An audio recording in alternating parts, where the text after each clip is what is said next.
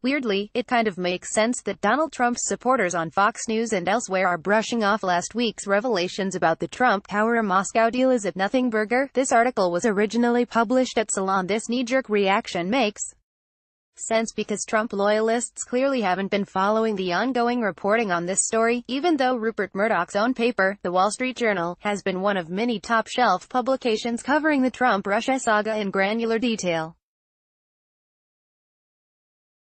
Simply put, the Red Hats are just now catching up to speed with a story that's been years in the making.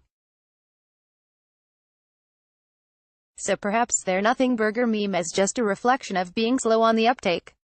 Okay, that's admittedly a generous analysis of what we're hearing from Trump's loyalists, especially after it became clear that Trump and his company were engaged in a colossal real estate deal to build what literally would have been the tallest building in Russia, with Vladimir Putin as a principal, and that this was negotiated during the same period of time when Putin was engaged in a pervasive military intelligence cyber attack against the United States, with the explicit intention of helping Trump become president.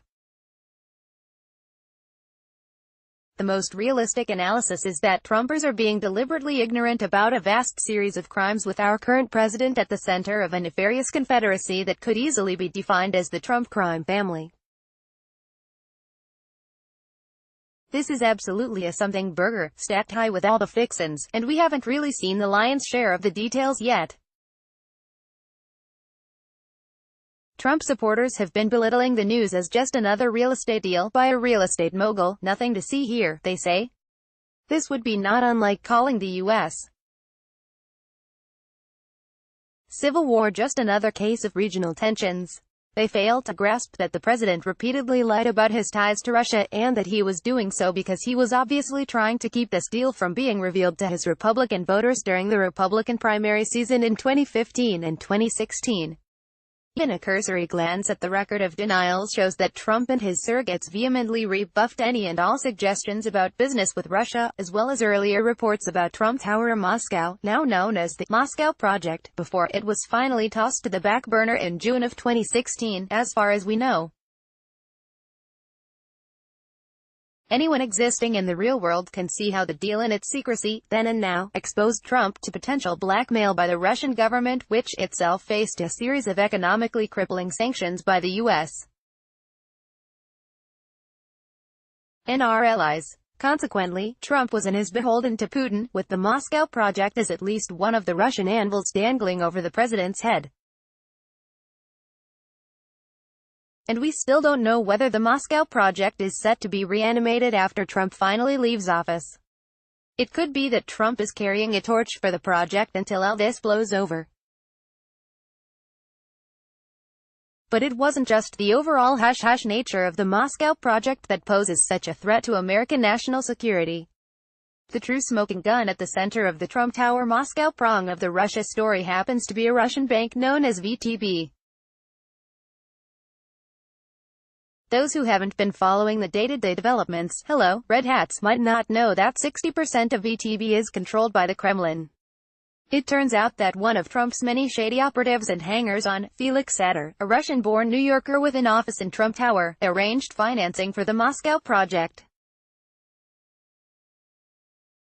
The money was to be put up by VTB, and Trump himself signed a letter of intent to build the skyscraper, complete with a spa facility for Ivanka Trump's brand and a $50 million penthouse for Putin. Priorities.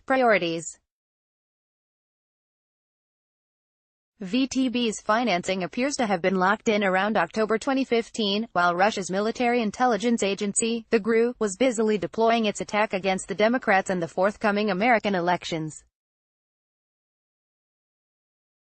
What the nothing burger crowd won't say out loud is that VTB has been subject to American sanctions since July 2014, after Putin invaded Ukraine and seized Crimea in the wake of the Sochi Olympics. Simply put, it's illegal for any Americans or American corporations, including the Trump Organization, to do business with VTB and other entities under sanction. Trump, Cohen and Saturday did anyway. No wonder Trump and his people wanted to keep the deal secret.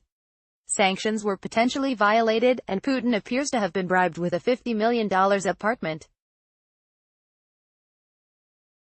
If that's a nothing burger, I'd hate to see what an actual burger looks like. This whole arrangement is amplified by the fact that Trump inexplicably admitted last week that the Moscow project was a real thing, while also not denying any of the related details.